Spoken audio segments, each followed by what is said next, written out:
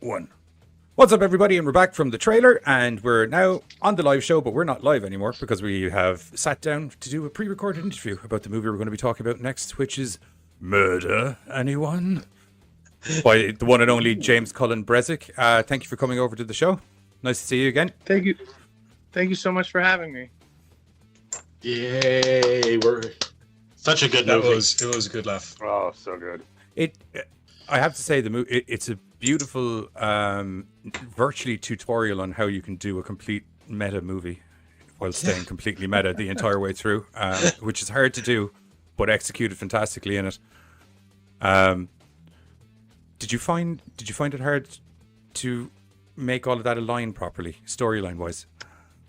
You know, such beautiful work was done by my dad in the script writing process and stuff, and you know, part of my journey in making this movie is I had seen the play that he had put on, like he had written it and directed the play, and so I kind of followed what I remembered of what he did and then put my own spin on it, but still preserving his words and his style and legacy, and you know, that was like the main goal with this, was to, you know, be able to you know, honor his words, and I thought, what better project to do it on than this, because one of the last creative endeavors he did was he wrote and directed this play, which came from when I kept saying to him, "Hey, Dad, why are you spending all your time writing plays when you could be writing movies? Like, this is ridiculous. Like, you know, you're just wasting money doing plays.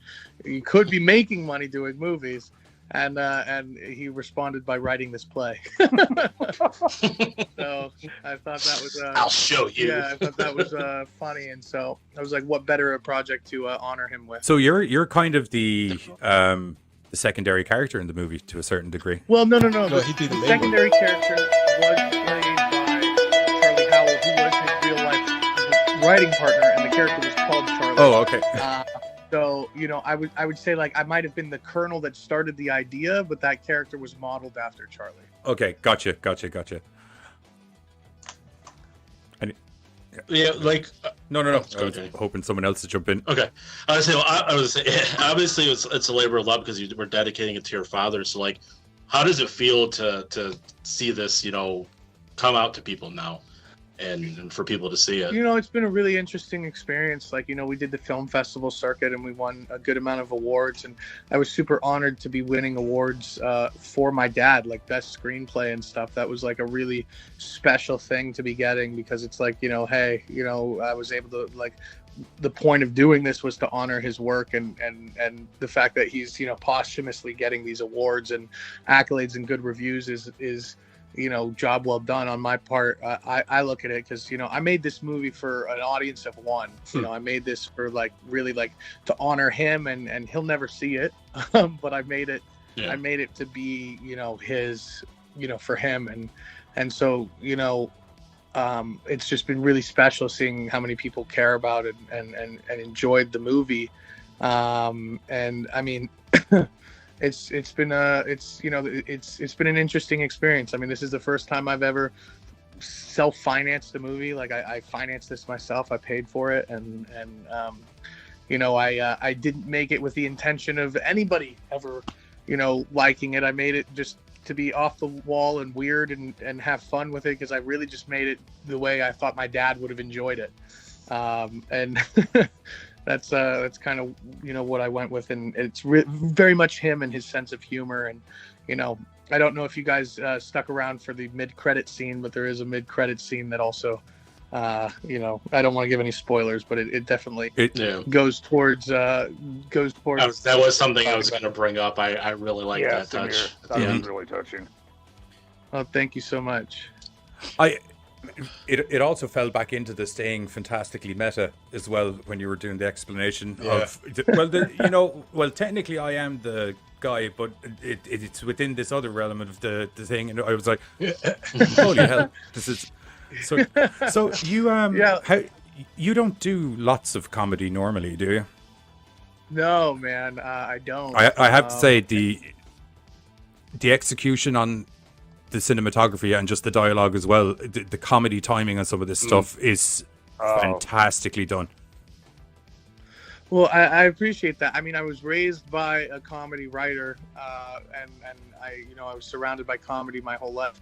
I almost rebelled against the comedy side of myself by making violent horror movies and action movies, to not do comedy, because I didn't want people to say that, like, oh, well, he only got work because of his dad. Lo and behold, that's literally all people say anyway. So it doesn't matter.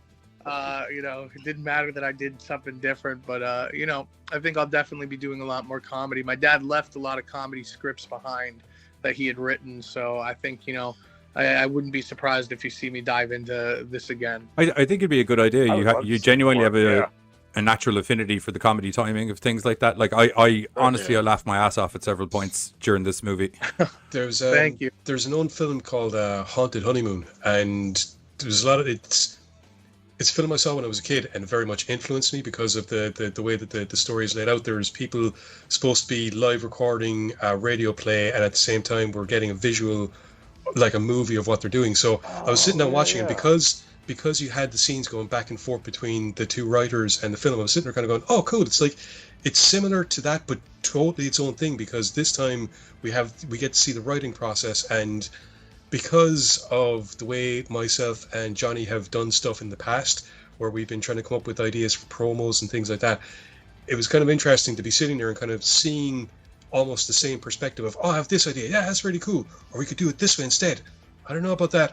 Oh, when you describe it that way, yeah, okay, that'll work.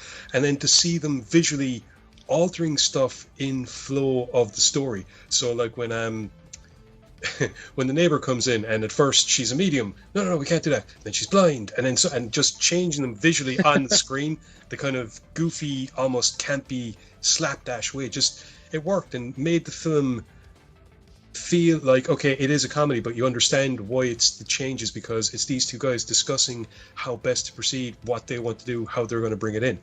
It's definitely fun to evolve, and also I got to give it up for my amazing cast on this, because many of them had to play the character like that they were cast as like 5 or 6 different ways, while still preserving who that person did a was. great job doing Maybe that, they're too. British. Did you get did you have any improv actors kind of involved? I would have thought that would have gone down really well in that scenario. There was only a little tiny bit of improv, which was the thing Spencer was saying when he was on the ground. When he's on the ground, yeah. But everything else is scripted as is. That was my dad's writing, but the Spencer on the ground, there was a little improv there. So my favorite line, I'll get to it now then. I wrote it down as soon as I heard it. I'm like, I'm writing it down, and I want to say how brilliant it was everyone gets fucked in Hollywood. The only thing you negotiate is how much lube. Genius. And just when he does the fingers like that, it was just myself and Joe were just like talking about lubricant and money. Yeah. That was not only a quote in the movie, but that was a quote that my dad said all the time. Oh. He had a lot of Hollywood quotes. He would say that one, for instance, and then he would also always say, the highest form of sincerity is a check. Oh, myself and your dad would have got along, James, I think. Because he's like, anybody who says, oh, I'd love to work with you. Yeah, everybody will say that, but where's the check? Yeah. Prove it. Yeah, when I heard that line, I was just like, oh my God, I had to write it down, because I was just like, I don't know why that stood out to me at that time of the movie. I was just like, hilarious. Great, brilliant. There was a couple other really good ones as well, and there was 1 or 2 other ones, and just for the life of me, I can't remember them right now. Which is good, because people should probably watch the movie to hear the lines themselves. The thing about the movie is, it's very much about the battle, artists have within themselves about whether or not to sell out and do something that's commercial, or stick to their guns and do something that's like, art, and the battle within ourselves of like, well, do we want to have a career doing this, or do we want to do art? And finding that balance, and how hard it is to truly find that balance, because like eventually, you lose sight of what you were even trying to do. And so I think that was very masterfully written by my dad in there, in a very silly way. Yeah. It's a hard thing to do, because you're taking something that you love and you're trying to turn it into a job, essentially. And when you try to do, it's very hard to keep it both ways all the time. Do you know what I mean? That I love it and it's a job. Sometimes it's going to have to be a job, and I just got to do what, you know. I totally get it, 100%. For sure, which it's a hard experience too, because like, especially like with writing, you know what I mean? Like, because in writing, people will give you notes, you know, and you'll be like, well, why don't you just leave me do what I want to do? You're like, no, it's better this way. Like, it's better this way. But then you also realize, like, it's weird because it's like, well, they're paying for it, so in their minds, they're just like, why are you not just doing the note that I gave you? Yeah. Like, you know what I mean? It's like in your mind, I have like a 3-strike rule with it, where it's like I'll be like, okay, I get what you're saying, but the reason I'm looking to do it this way is because down the road this is what I'm hoping to happen or whatever, and I'll try that 2 times, and on the 3rd time, if it doesn't work, I'm just like, okay, we'll just swap it over. That's fine. No problem. Yeah, no, for sure. It's a very interesting balance that we all have to take in this business, and you know, it's I think that's kind of a lot of what this movie dives into as well. You know, I mean, they say that the giraffe was the only animal formed by committee. I thought that was the duck-billed platypus. Nah, because it's the giraffe. Because they're like, oh yeah, well, I like it, but why doesn't it have a long neck? And somebody else is like, ooh, give it some horns. Not too pointy though, because I don't want anyone to get hurt by them. So if we could have them, yeah, exactly. No, that's why they're up. That's why they're up so high, because there's no way that anyone can get up there. You know, they're on top of the head. Yeah. So how I was long looking for a filming horse, this? but with a 50 fit. Sorry, Carter. I was just saying, how long was filming for this? You know, it was a shorter shoot, specifically just because if you look at it, like, there's so many long scenes because Right. it was a play, you know. So it was a short, breezy shoot for sure. I know you were mentioning some of the people that Carla Collins, who was in the original play, I noticed, and then Yes, you also she was. had trying to read my notes. There you go, Charles Howell. Those are all like friends of your dad and stuff like that. So Yeah, Charles Howell was my dad's writing partner. Yeah. He actually knew my dad longer than I did.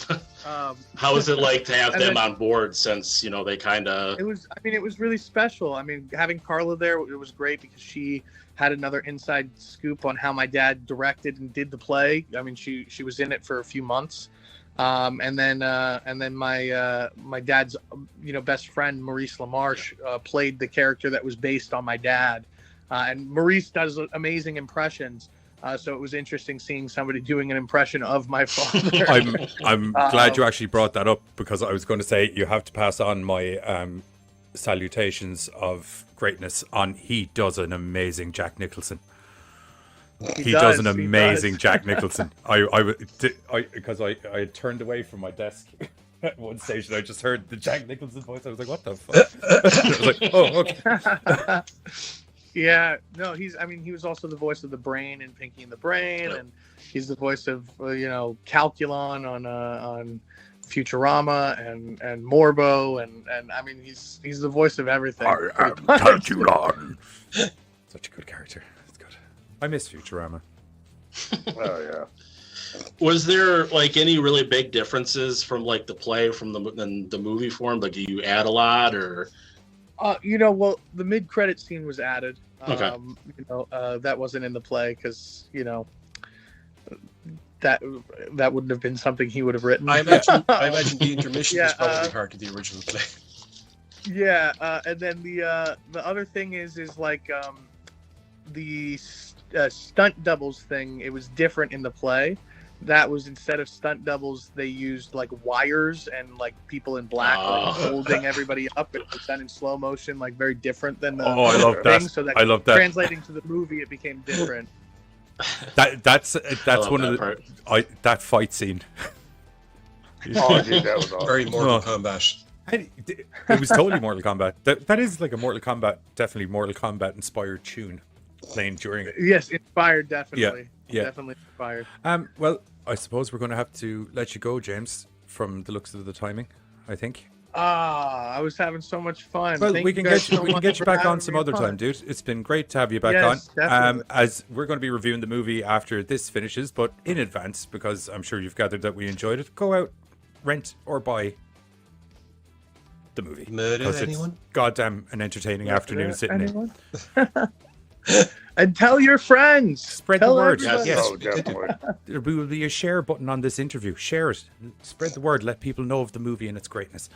Anyway, we're going to see you back over the main studio. James, again, thank you very much for joining us. And I hope the movie strives on to even more greatness than what it's destined to be.